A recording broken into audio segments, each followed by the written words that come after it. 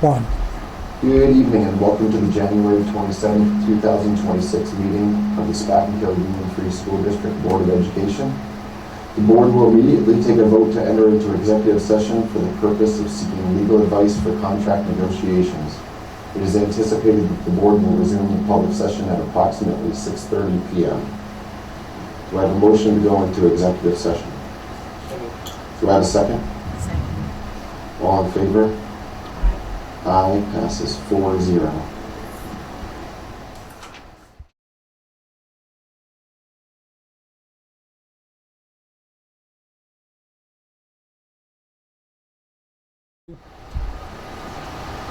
Welcome back to the January 27th, 2026 meeting of the Spakenville Union Free School District Board of Education. I ask that you rise and recite the pledge of allegiance with me. I pledge allegiance to the flag of the United States of America and to the republic for which it stands, one nation, under God, indivisible, with liberty and justice for all. Thank you.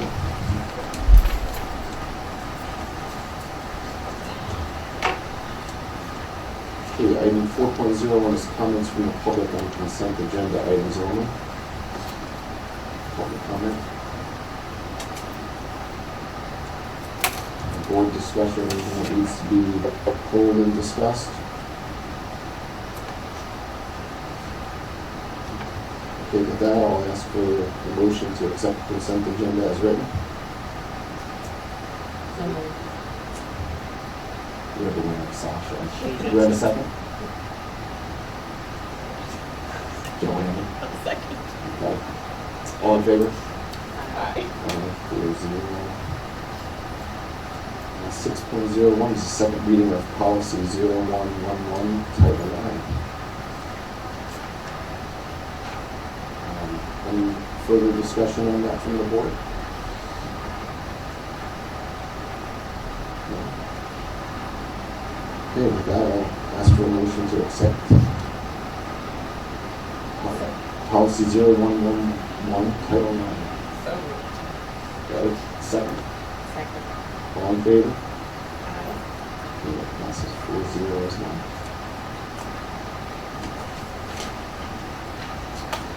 8.01, we are officially entering budget season.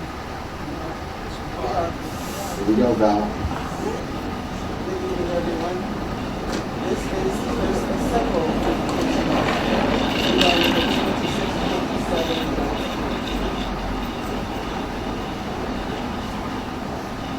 And we'll just start off with a recap of where we are for the current year. The current year's budget is $57,168,788. Compared to the 24-25 budget, it represents an increase of 5.19%, or a little over $3.2 million. The levy to support the current year's budget is $33,665,757, which represents an increase over the 24-25 tax levy of 1.75%, or $597,018.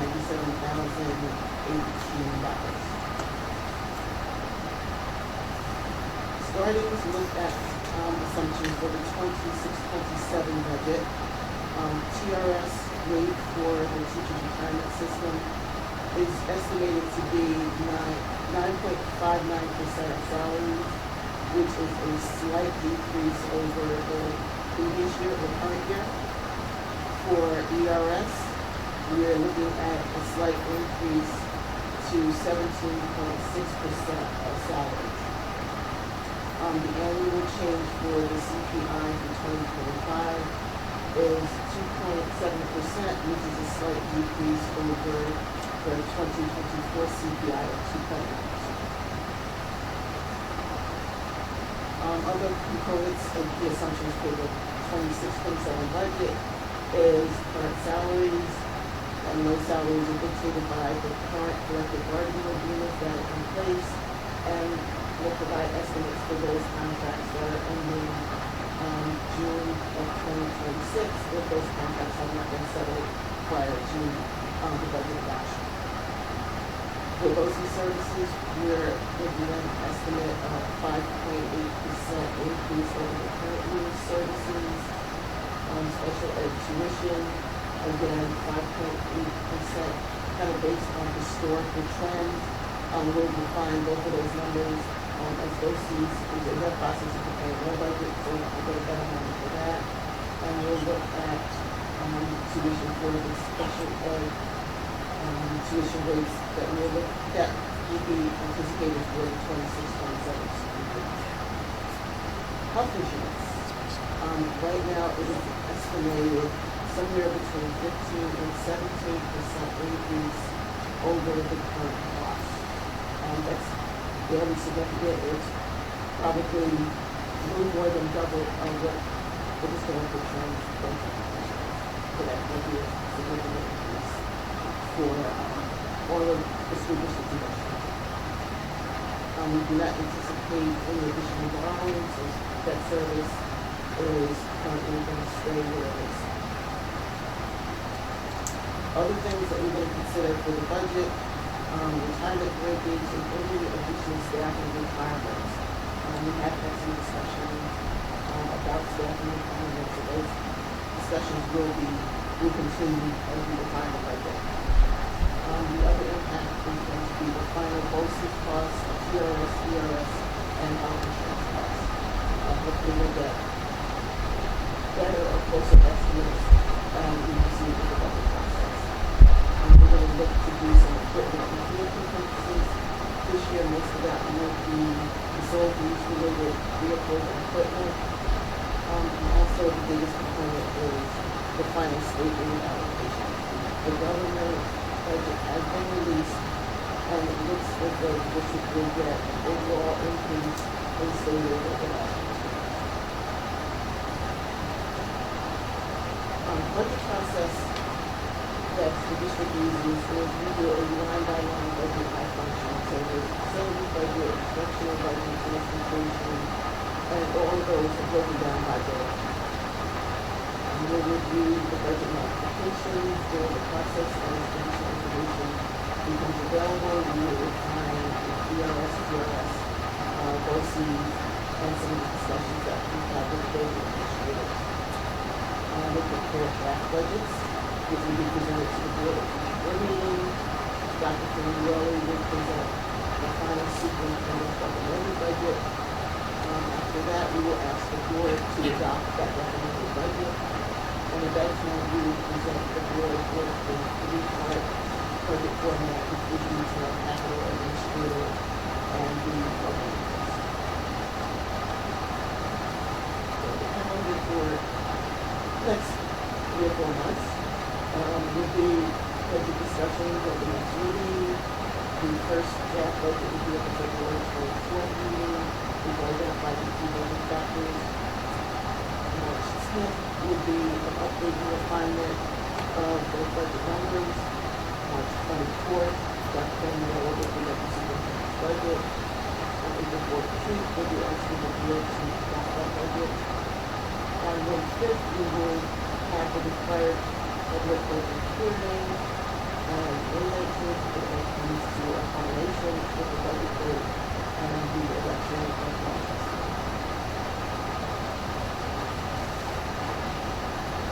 Any questions, comments?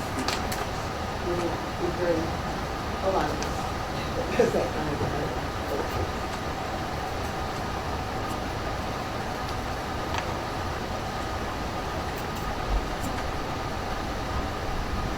Any questions? Comments?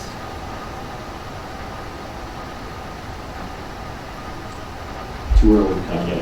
yet. Not yet, but you're more. There will be some.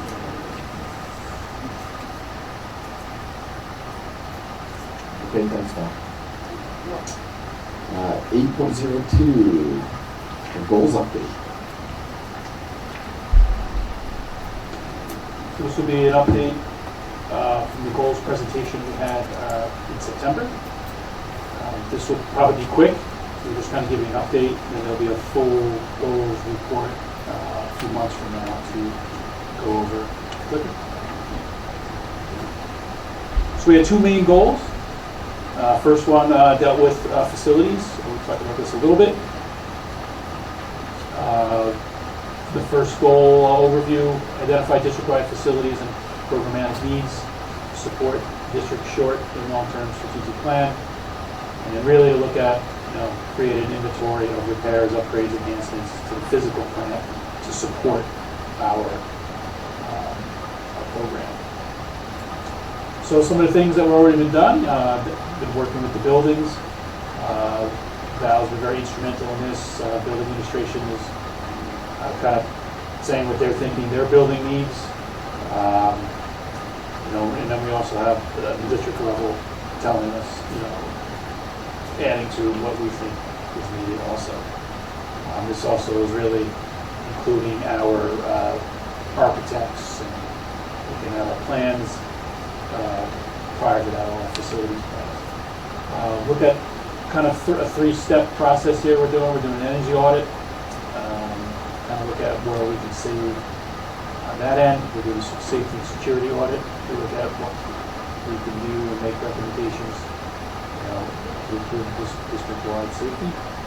And then we're really master inventory, kind of just develop an inventory of all these things that say we need, including the BCS reports and energy audits. Really kind of look at, put everything there so that we can have it all in one spot to try to figure out what our priorities are.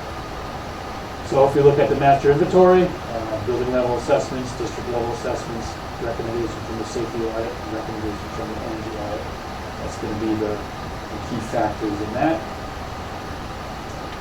We will need to establish a structure and objectives before we're able to create a district-wide facilities committee, identify participants, that should be on it, engage experts, we just talked about architects, construction managers, legal, engineers, define the structure, the rules, if we need any subcommittees to look at specific items, and then schedule it. So that has not happened yet, that is all in the works. Try to identify all that for this year. Path forward, just kind of simplifies everything. We have the assessments, we have the audits, we have the inventory, and then form committee and beginning planning for next year. That's the first goal. Second goal dealt with AI. If you remember, this is a slide from the original presentation. Looking at what we're doing, develop comprehensive AI guidance documents for Spack and Hill that prioritize and incorporate the following key elements. You can look at them there. So what do we want to do this year? What are we currently, knee deep in? Policy development, district leaders, teachers, department chairs will try to create 4 layers of AI guidance, district, school, classroom, assessment specific. I'll look at professional development. Someone here has been very key to that. Thank you for coming, Marcella. Legal and policy review, and community outreach. Our administrators will communicate, our updates, and how we're utilizing AI. So one of the things we've done this year, or even before this, leading up to this year. So I went to something in AI at the tech kind of conference at Putnam Northern Westchester BOCES. I met this guy named Jerry Creasy. I really liked him. And John went to something like right around maybe a week or 2 after. John probably fell in love. Really liked Jerry. And he has been very instrumental for us ever since that. We sort of got him. I think the 2 conferences that we each went to were his beginning point. He was starting out kind of being the AI guru. And we really developed this nice relationship with him. He's been very helpful to us. He's been at our conference days, March 24, September 24, and then this past November. Our virtual tech academies have been great.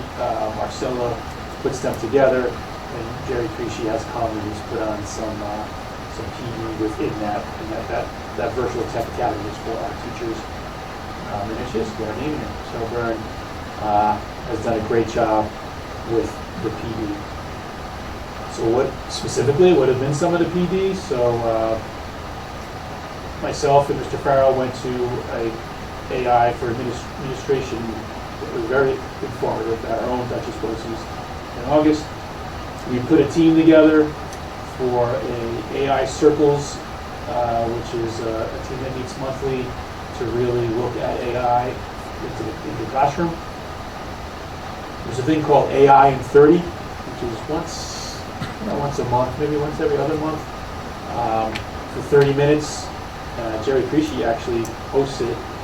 Virtual, people from all over our area attend, and that's been very informative. I go, I know Ms. Byrne goes, and then when others can go, I know Mr. Farrell goes sometimes, Dr. Mulford goes sometimes. At our principal meetings, Ms. Byrne comes and she leads a little PD just for us. It's kind of an intimate group. It's good to have just us in one room talking about different things. And then external PD, Mr. Farrell, Brett Hasbrook, and Ms. Byrne, they went to Nightscape along with some other teachers, which is really one of the best technology conferences that we're really having. So that's been pretty key. What are some things that Ms. Byrne has really worked with our teachers on? Here's a list of them. These are just specific platforms, tools that our teachers have access to and that Marcella has helped them, learn how to use or use better than what we know prior. We did a survey with our district and basically look over there at the observations. Our staff has moderate familiarity with it, so we want to raise that. There's a positive perception of AI overall, but there are concerns. There's a clear need for professional development and guidance, which is one of our goals, to create that guidance. Student AI is very much present. Would you say that's accurate? Yeah, we use it for assignments and with guidance. Recommendations: enhance AI literacy and practical application, address concerns with clear policies and guidelines, provide structural support, embedded resources, and proactively guide student AI use. Some pictures. This was from the November 2025 conference. These were basically the leaders of the district, all different curriculum coordinators, directors, administrators, everyone was in there. And that's Jerry Creasy in the back. We did some cool stuff. I kind of talked to Dan about it one time, but we did this futuring exercise where we talked about the 4 Ps: probable, plausible, possible, preposterous. And we had chart paper. I think we had to chart things that we thought were probable that were going to happen, plausible might happen, possible, and then the preposterous. So if you look at preposterous, no human teachers. We don't think that's really going to happen in the near future. But it was, I don't want to say, it was actually fun. It was a nice exercise to go through to really kind of look at the future of education. And the point of the preposterous is really think of things that can't, flying cars, or things that, well, maybe it could happen, And one of the things I did with my team is we looked at, like we said, when we were kids, what were things that we would say preposterous that actually did happen? Talk about a cell phone.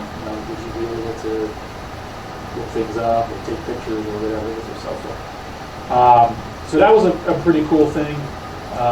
Creating the guidance document, drafts of support materials shared and reviewed with the MINs, and really trying to get the alignment within the secondary classrooms and the secondary disciplines to really try to figure out what's our best way to guide everyone through what we're doing with AI. Make sure that where one with Jerry. And actually one of our teachers who was involved in that AI PD actually did the 4P things with their own students. So it's kind of cool how it trickled down into the classroom. So where are we with our goals?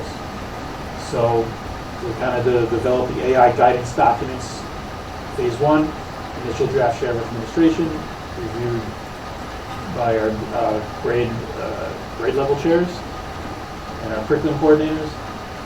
Teacher feedback incorporated via committee structures, and then we're pretty close to have final documents scheduled to be released in February, a little bit ahead of schedule. The remainder of the year, finalize those documents, and get the secondary schools, to develop further grade appropriate ways in their classrooms. They're a little bit more of the focus than the elementary schools, a little bit more use, obviously, in the secondaries. Look at the policies that we currently have and see if they have to be updated based on some of the things that we come up with. Let the community know what's happening. And then review the data from the AI Circles team, which is ongoing through this whole school year to help inform what we're going to do next year. Which is where we are. We're in midstream. And then we'll probably have a very similar updated presentation in a few months to kind of close out the goals for the year. But does anyone have any specific questions about where we are at this moment?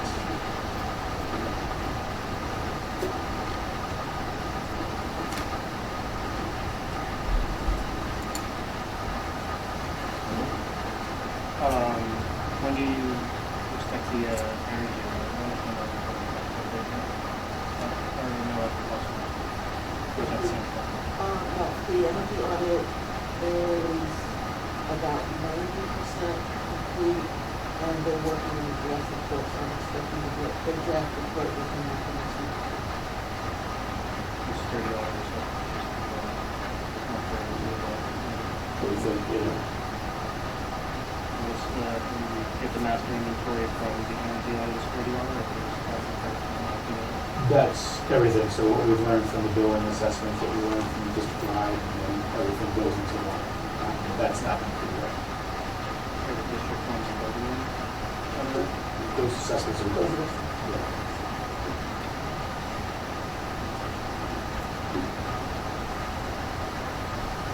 The AI circles sound very interesting. What is the makeup of that? So it's administrator, and a lot of our tech fellows go to it. So our tech fellows are, how many do we have? 22, let's say 20. They're spread out throughout the district of teachers who are interested in technology throughout our building. So we have a team representative of secondary, elementary, and of course, Mr. Mazzana, I believe Mr. D'Souza, you want it? Yep. He's the elementary principal, and Mr. Doherty is the secondary principal. We go to Ulster BOCES, and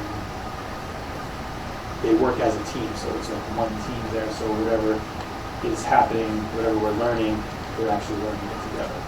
So it's a nice way of doing it as opposed to just having a bunch of individuals that can go with the team. Good. Anyone else? Looks like we're on track. That brings us to 8.03, our elementary administration update. Good evening, everyone. Is on? I don't need it, so. You might turn yourself off.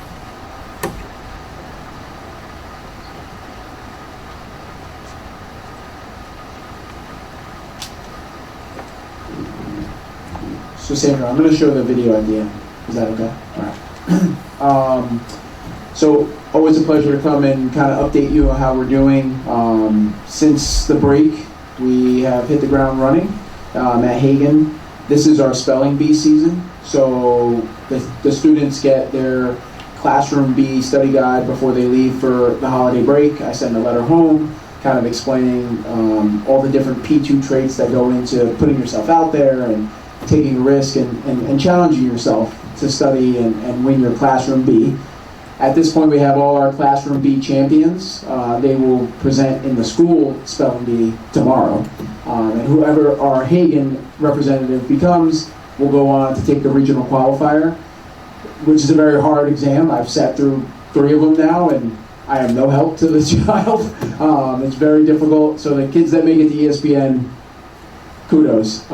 So you never know, though, and we're excited to see our young kids up there tomorrow, really showing a lot of bravery. So. Connected to that, our 5th graders have started their capstone project. So if you remember, last year was the first year of capstone, which was a wild success, and it models a lot of what the New York State Portrait of a Graduate is looking to promote, and that's inquiry-based learning, the idea of a student pursuing their passions. So really any topic is open as long as they can come up with an open-ended question that they can research. They do research in the library with Ms. Marchesona, they do research online, they use AI in the classroom, and probably the favorite part of the students and the teachers is they try to conduct an interview with an expert in the field. So if they're doing something on pets, they'll interview a vet. If they're doing something on energy, they may reach out to Central Hudson. Like, there's a lot of connections within the community, so it builds that community and gets the kids into a space where they have to ask some questions. So really, really excited for that. The questions are starting to formulate as we move into the season in February, March, April, and then we have our big Capstone Expo the first week in June. So be looking out for that. Another thing that's coming out very quickly, next Tuesday night, we are hosting Catherine Martinko, who is the author of Childhood Unplugged. So one of the things that we had focused on is the in-school control of the Anxious Generation reading that we did. Elementary level, we focused on free play, so we added extra recess, the play club, which has been a wild success, and the idea of enforcing the no tech, cell phone, smartwatch type rules, and it's been great. In addition to the Let Grow, which Mr. Lynch is going to go further into tonight, we also formed a parent committee around the Anxious Generation. Interested parents that had read the book, were passionate about that message, and wanted to kind of bring that outside of the building. And one of the goals that we worked on with the parents was bringing in a guest speaker, someone who's an expert in the field that can kind of help us relate this to home.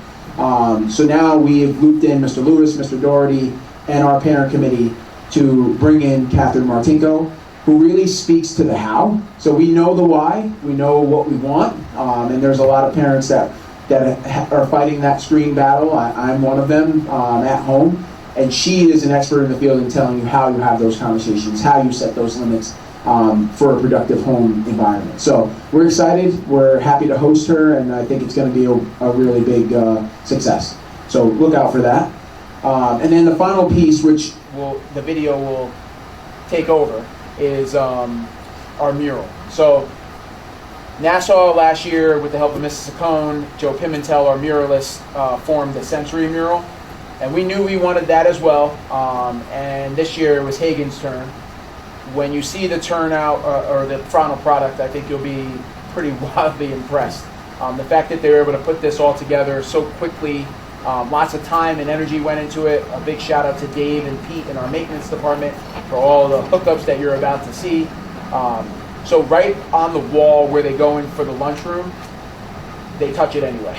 Every year we're repainting and they're waiting in line, so touch the wall. You can go. It's better than me, so go. Welcome to the Hagen Elementary Sensory. We're not going to watch the whole 10, but you have it now, so if you want Welcome to the to. Hagen Elementary Sensory Wall. My name is Sharon Saccone. I'm the elementary art teacher at both Hagen and Nassau. And this has been a project that has been 3 years in the making. We started 3 years ago planning out exactly what we wanted in both Hagen and Nassau for our sensory murals. We had a team of PT, OT, our social workers, and of course myself and our special ed teachers.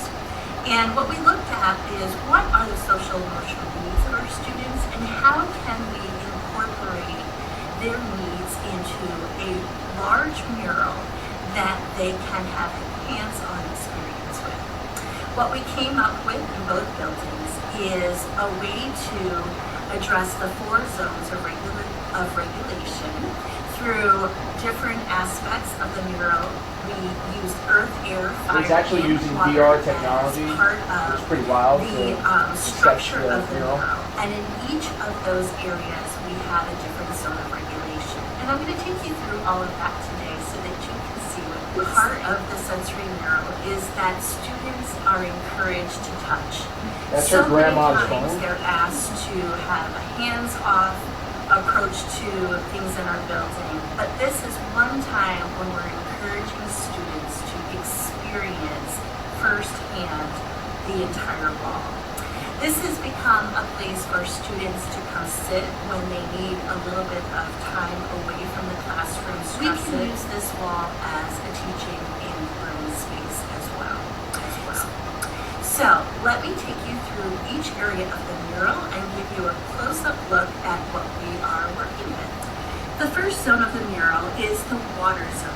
And in this area, when students are feeling a little bit sluggish, to maybe a little sad, just really don't have the energy in them right at the moment to be productive in the classroom, this is a place where they can come to get a little bit more energized.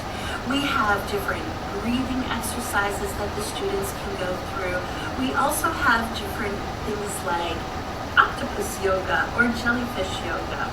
And of course, our favorite part for the students So that is wheel when turn. they You can gotta have come an and antique ride shop. the waves Dave and Pete were using our, instrumental to making sure it doesn't turn out of captain's control. wheel. So this is a really exciting. It's my favorite thing because I turn it First each thing time I that went up pass. first is- But you and I can gotta stop the tell you, video. it's students and There's Dave teachers and Pete. alike who They did a really great job. come There's and spinners enjoy all over the wall. So it's We gonna kind of be a also have tease of a video. So come to Hagen, come play, come touch, because it's a really cool thing for our students. They have taken advantage of that. The lunch line is a whole new experience for them, and just when they need that time and space, we've seen students utilize it and go back to class in a productive way. So, thank you. It's absolutely amazing, the visual of it, let alone the senses. It's amazing. She should show on the way. Sorry.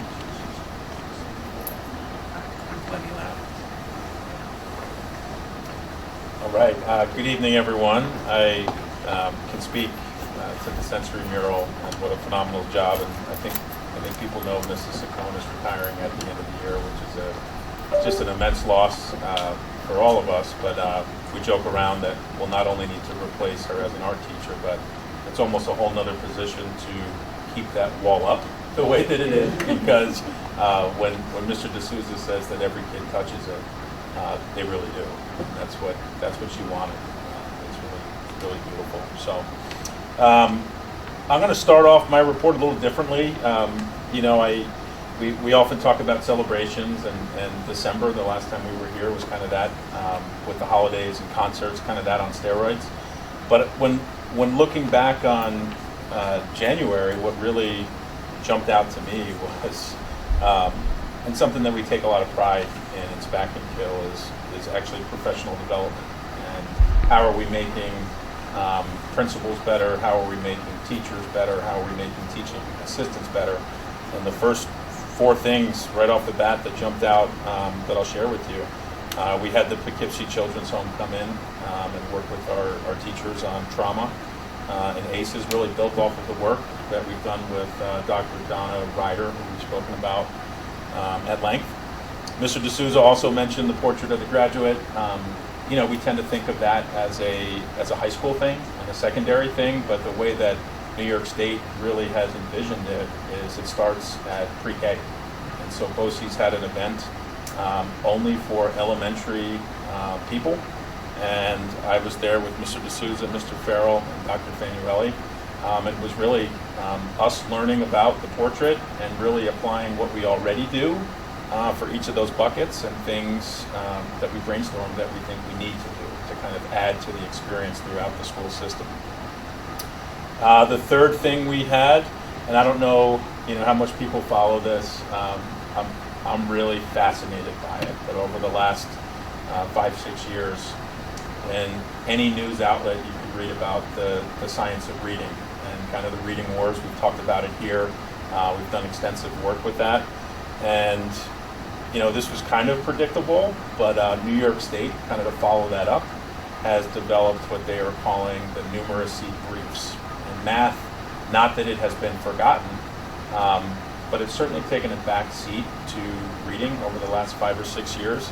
And we're really excited that New York State created this document with what they call 8 briefs, or 8 essential things that they feel like all schools should be highly trained on, and we're working with BOCES on that. We actually have someone that comes for a full day for each of the briefs. So brief 1 and 2 are done at Nassau in terms of the intros that we've had with our teachers, and he comes next week for brief number 3. And that's exciting work, more to come on that. And then the last thing, and this is all the first half of January so far, MTSS, multi-tiered systems and support. Dr. Mulford talks quite a lot about this, but basically what that is it's a system to make sure that no kid slips through the cracks. So every kid, we hope, gets high-level Tier 1 instruction, and then if a kid is struggling behaviorally or academically with math or reading, we basically have a child study team that kind of puts their profile up, and we kind of attack it based off of a goal that's formed and possible interventions that we're getting from a team of people. So we partnered with both BOCES on that. They actually observed both at Hagen and Nassau several of our MTSS meetings, and kind of have given us some feedback on how to improve on that, which has been great. Today was the opening of our mid-year iReady assessments, and I'm a data geek, so I get excited about this. I always think of mid-year as being a time, if you relate it to us, it's like getting a physical. And my favorite part about it is we show a ton of growth in some areas and we show struggles in others. And it's a time where we get to really meet with each teacher, look at the different trends, reflect back, and kind of plan forward. Kindergarten bike program, I recall a couple years ago when we first started this program, I think we even had part of the board meeting. We went to the gymnasium, and Mrs. Spiegel was demonstrating it with a couple students. Mr. Herrera, who is our new PE teacher, has really hit the ground running with that. And he is coming up on so it's an 8-week program, and basically most kindergarten kids learn to ride a bike by the end of the program. He's approaching the big week, which is week 6, where the pedals get added. So we'll see how good he's doing next week. But that's been exciting.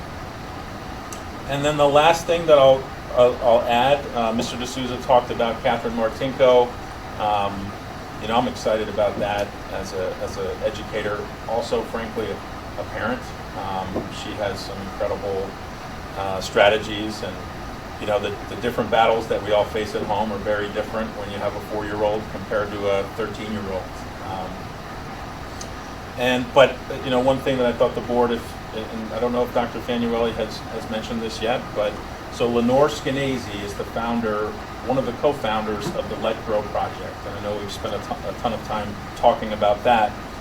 But we had a check-in meeting with her, and she was so excited about the work that we're doing. And there's over 700 schools that she works with that do Let Grow, and she and her program have named us Lighthouse Schools. So basically what that means is we are partners with them. She is coming to Spackenkill next fall to work with our teachers, to have a night event with parents, and basically will be one of her model schools and districts. So we're really proud and excited about that. That was it. Thank you. Sounds great, thank you.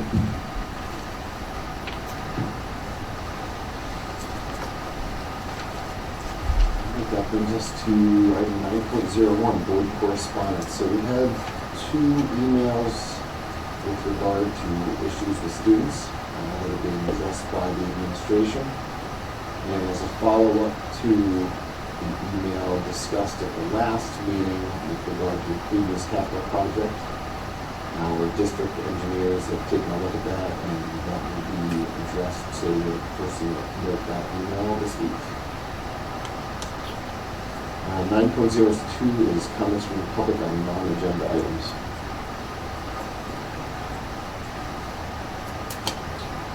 Okay, 9.03, comments from the board. Board comments?